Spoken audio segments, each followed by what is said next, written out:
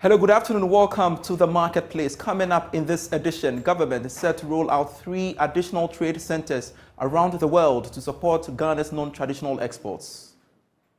It is left to us, the trade promotion organizations in the various countries, to operationalize whatever the concept of the FTA is, and we're doing that in Ghana. I mean, it can be, the headquarters can be in Ghana, but that doesn't necessarily mean that, I mean, they rule everything at the feet of Ghana. I mean, it's for the whole Africa. So we should rather put in more effort.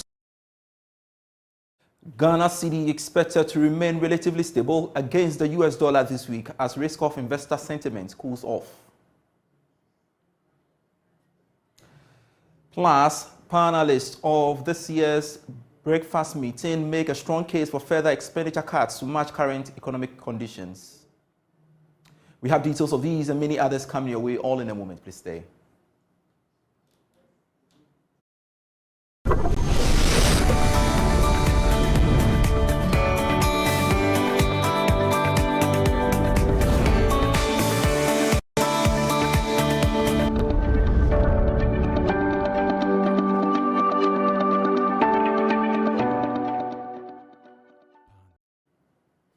Thanks so much for your company. I am Pious, Kojo, Backah. Now, the Ghana cedi is expected to remain relatively stable against the US dollar this week as risk-off investor sentiment cools off. This is coming after the local currency lost 0.43% to the American greenback last week. More in this report. Demand for US dollar continued to outstrip supply despite a slowing inflation. This caused the cedi to fall to levels seen in the second quarter of 2023. The central bank provided $20 million in the 36th bi-weekly foreign exchange auction to the bulk oil distribution companies. But this was insufficient to slow down the rising corporate demand. The local currency lost marginally to the US dollar last week. Conversely, it gained 0.17% to the pound, but remained stable against the euro. So far this year, the cedi has lost about 11.6% to the dollar in the retail market and about 22% to the American greenback on the retail market.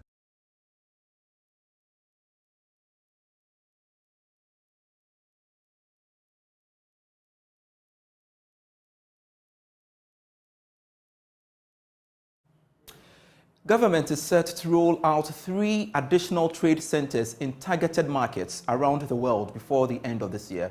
The move is part of several measures being by managers of the economy to support growth of the country's non-traditional exports. Ifwa Sabiasari is the Chief Executive of the Ghana Export Promotion Authority. So welcome to our conversation of the World Trade Organization, where we are engaging participants on the ongoing public forum. We are grateful to have the Chief Executive of the Ghana Export Promotion Authority. And Doc, I appreciate your time so much. And it's interesting that the topic that you discussed was something that came up highly in the trade report of the World Trade Organization about trade expansion in Ghana being affected by cost and access to credit. Are you worried about this development, or something that, listen, we are aware and we are working on it? Everybody should be worried about it, especially from where we're coming from. We have been encouraging a lot of small businesses to upscale to export.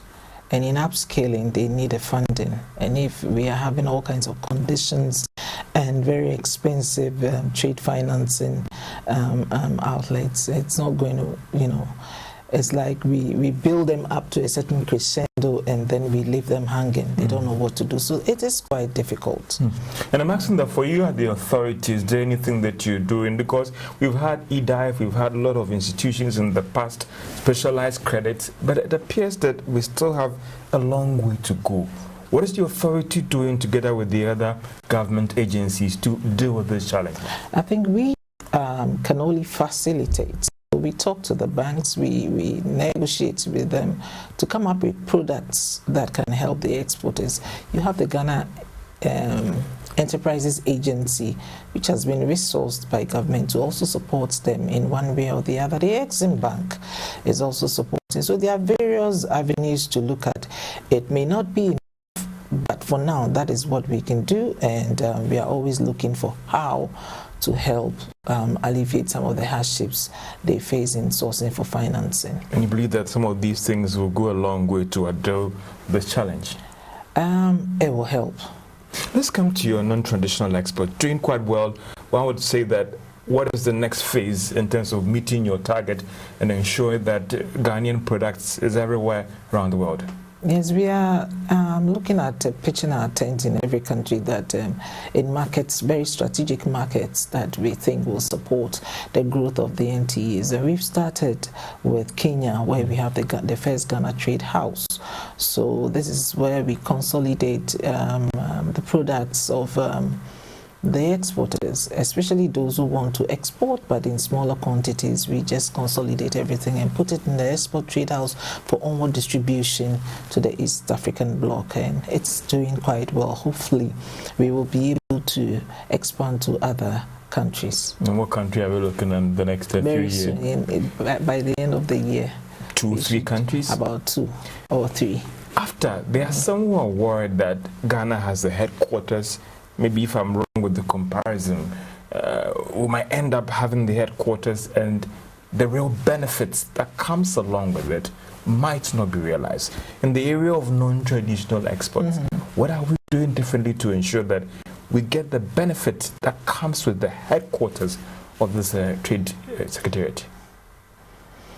I think the whole of Africa will benefit from the AFCFTA. It's not been an easy road, but it is left to us, the trade promotion organizations in the various countries, to operationalize whatever the concept of the AFCFTA is, and we're doing that. In Ghana, I mean, it can be, the headquarters can be in Ghana, but that doesn't necessarily mean that, I mean, they rule everything at the feet of Ghana. I mean, it's for the whole Africa. So we should rather put in more effort so that we can hit our chest to say that it's been hosted in Ghana, and we are closer to it, and we are taking advantage of it somehow. What kind of advantage are we talking about? I don't know. It's being hosted in Ghana, but we know what the essence of it is, and we should work hard. What are we doing in the area of branding and packaging? It used to be a big challenge when it comes to these non-traditional exports. I think that you can now see that there's a big improvement in branding and packaging, and it's because that we put in a concerted effort. There was a conscious effort to make sure that branding and packaging, which forms a very integral part of the whole export trade system, that we should make sure that it works. And that's what we're doing at our export school, bringing in experts from around the world who are knowledgeable in packaging and branding, to help our exporters in branding and, you know, packaging their products with the right material for the right products. And now you can see that we have also organizations that are springing up in Ghana in the business of packaging as well, producing very good packaging. So this is snowballing into, you know, a big industry, and this is helping the SME market. Now, joining me is the director of Africa Coconut Group, Kweku Boateng, on this, and of course, tell us more about the upcoming International Coconut Festival. Kweku Boateng, thank you so much for joining us in studio here on the Marketplace. First off, let me understand why it is important for us to appreciate or celebrate International Coconut Day. Well, thank you very much for having me. And then, first of all, good afternoon to your viewers. You know, coconut has been a sleeping giant for long. Many a time, people talk about the enormous benefits of coconut, but it only exists in the bush. So the point was, how do we tell the coconut story to the people to know the enormous benefits of coconut, and then for them to understand that it is not just drinking the water and eating the meat. Everything about coconut is money, is job creation, and it is what? Bringing in foreign earnings. The only platform was to bring all industry players together to showcase what the industry, Ghanaian coconut industry, is about to the world, to put Ghana on that level and to cause state to make deliberate investment into the sector, which will drive exports and rake in more foreign earnings, create jobs, especially for the teeming youth and women. All right. So tell me about the economic impact of coconut here in Ghana. Great. The coconut sector is made of 5 value chains. Okay. We have the production stage, which talks about the producers. The producers talks about the nursery operators and the farmers. That is job creation. We come to processors. We come to exporters. We come to aggregators and even vendors. Currently, 5.4% of the Ghanaian population are engaged in coconut production. That translates to about 1.8 million people. And this is job creation. When you come to coconut, every aspect of the crop is money. It's a zero waste crop. But many a time people just think you just drink the water and eat the meat. The husk, for example, is a component in agriculture. You can produce the husk, add value to it to produce the pit, which is a growth medium for greenhouse agriculture. This contains antibacterial properties and also acts like a hydrogel. Anything which is a hydrogel has the ability to retain water and release to the plants, during the drought. And this is job creation. It goes on and on and on. Coconut can be found in every aspect of our industry. The pharmaceutical industry, the automobile industry, the fashion industry, food and beverage industry. We're talking about climate change and all. One climate resilient crop and one crop which has a long lifespan for carbon sequestration is coconut. Economic benefit is enormous. Currently, when we are talking about economic benefits, let's look at exports, because we're talking about exports. Ghana currently is now the 9th exporter of desiccated coconut, with an annual export of about $22 million. And this is where we want to go as a nation. The question is, how do we drive this force if we are not able to tell people the coconut story, bring in more investors to the sector, and create the avenue for processing and virtually exports? Quite recently, the World Trade Organization released a report where they mentioned that access to finance is a major challenge hindering our export potentials. Your take on that? Very true, my brother. One major challenge in the sector is finance.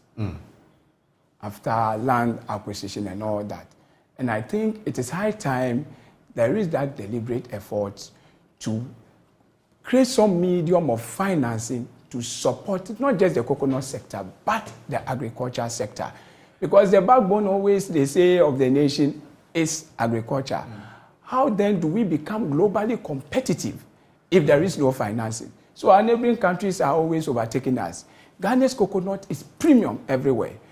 But farmers are denied access to finance, which makes them handicapped when it comes to competing globally. This is just one aspect. It is true that the government and then other state institutions have made some efforts, but I think the industry is bigger than that, and there is the need to showcase more, create more awareness, to drive that interest from our financial institutions so that the country will benefit wholly from coconut as a cash crop. Great. So what inspired the choice of Sekondi Takoradi as the host city for this year's festival? Great. Sekondi Takoradi, Western region, is the hub of coconuts. When we talk about coconut in Ghana, it migrated actually from the ocean currents to Keta in 1912, where it was planted as an estate crop. Between 1920 to 1914, it had moved to Central and Western, and it became the major source of livelihood for our people in the Western region. So you cannot talk about coconut without talking about Western region.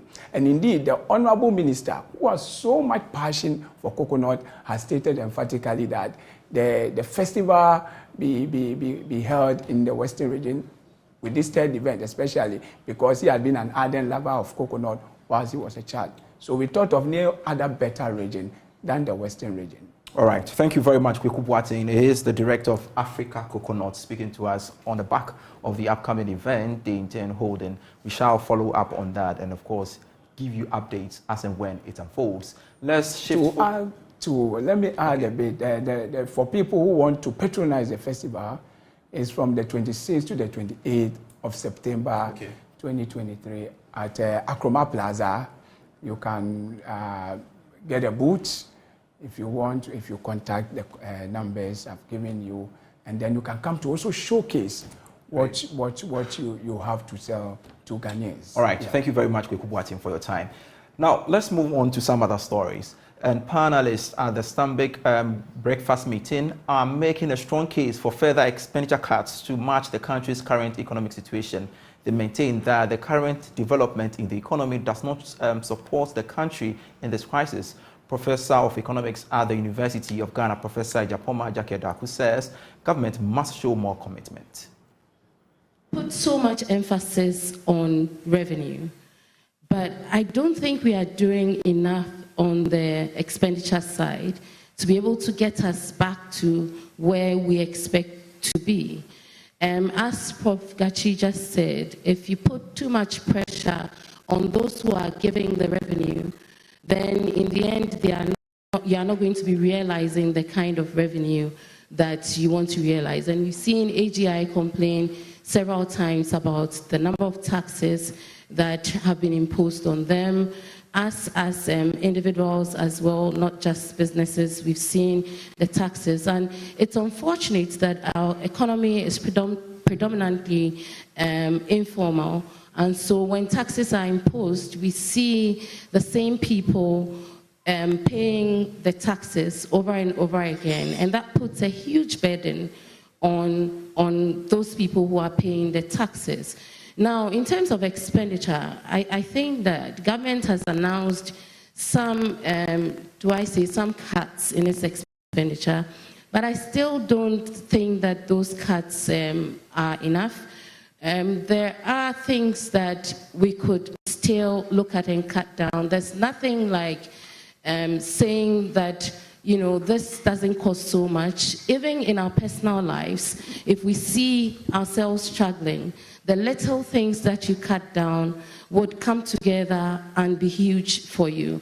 So I think that we need to look again at the items that government is spending on and see whether there are more things that we could do to bring the deficit down.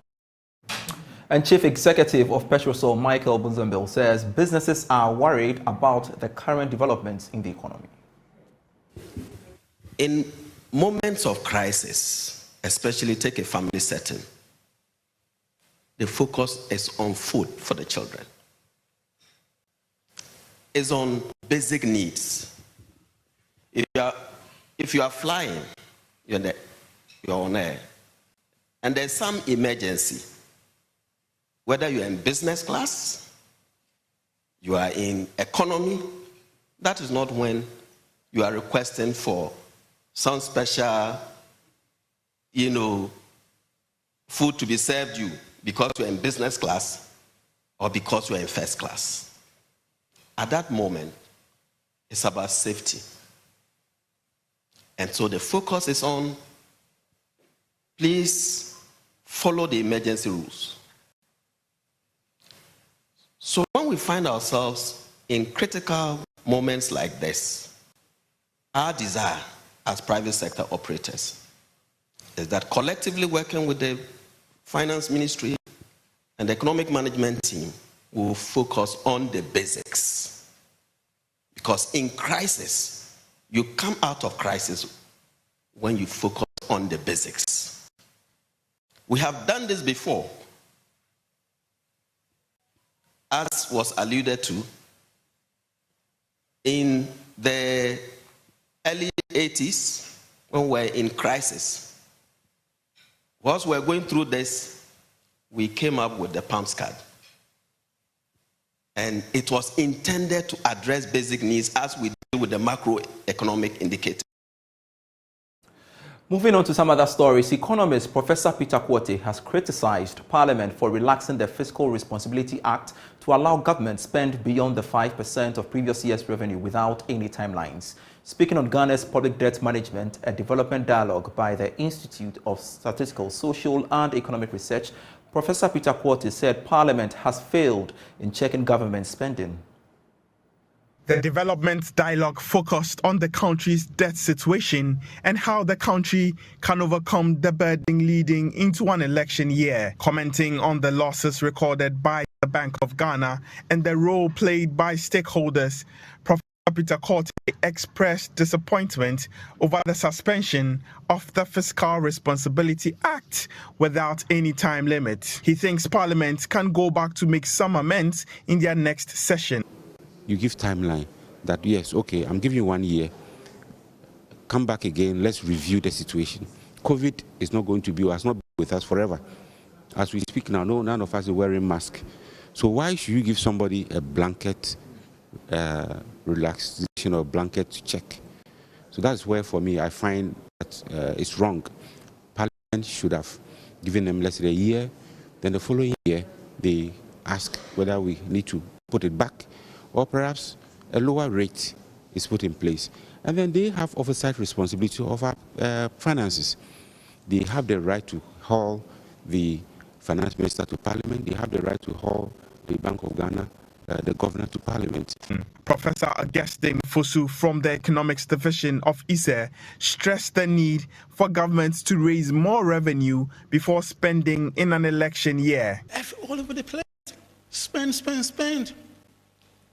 And so in the final analysis, what are you going to have? You're going to have a disequilibrium situation where you end up spend much more than you tax, not just cyclically, but also over time.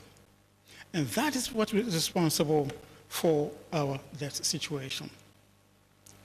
The theme for the dialogue is Ghana's public debt management, facts, impacts, and the way forward. Head of Civil Society of Ghana, Dr. Evans Agridakon, has reiterated the need for lapses within Ghana's digitization agenda be addressed to support data-driven decisions within the public sector. According to him, Ghana needs a holistic approach in its digitalization drive to ensure effective and efficient public service space. He was speaking at the graduation ceremony of the first DIG Smart Training Program held for directors, managers, and officers of various ministries. Public and private sector players over the years have been urged to cultivate a digital-first culture and develop visionary leaders who are adept at navigating tech policy. The $1.2 million program is to build the digital skills of public sector workers to accelerate digital transformation for service delivery. Dr. Evans Agridakon expressed optimism of how such initiative can aid in bringing efficiency. So the connection is there. So an appreciation of the value, the utility of technology for me is critical for the leaders that we have. Because if I said, as I said yesterday, if you have a leader who himself or herself is congenital ignoramus, he doesn't see anything good about technology you are introducing. But he sees the technology as a threat to his or her survival at the workplace. It's dangerous, and I'm happy you people are, taking this seriously. So, colleagues, a digital mindset is a holistic approach that covers the following key aspects: adaptability, and I saw some of them here, continuous learning, very important, data-driven decisions, and I have argued that if you are going to formulate public policies based on guesswork, one conclusion is certain: implementation nightmares. You can guarantee that. We want decisions that are data-driven, evidence-based, and that, for me, will actually be properly, positioned to address the problems of society. Communications Minister Esla Owusu also stressed the need for a collaboration and a deepening of relationship for the private and public sector to drive such a digitization agenda. The uptake of a lot of digital tools, applications, and services, particularly in the private sector, but we seem to have forgotten that we need a responsive, agile civil service to also assist us in the delivery of our mandate, so that if you can retrieve documents quicker, get information quicker, and analyze the data better. It helps in your own decision making. But if information is scattered in silos, even seeing trends is difficult. James Ishen filed that report, and that's how we wrap up Marketplace for today. I am Pious Kojo Backah. For more stories, do log on to myjoyonline.com/business. Always a joy serving you. Do enjoy the rest of our programs. Bye.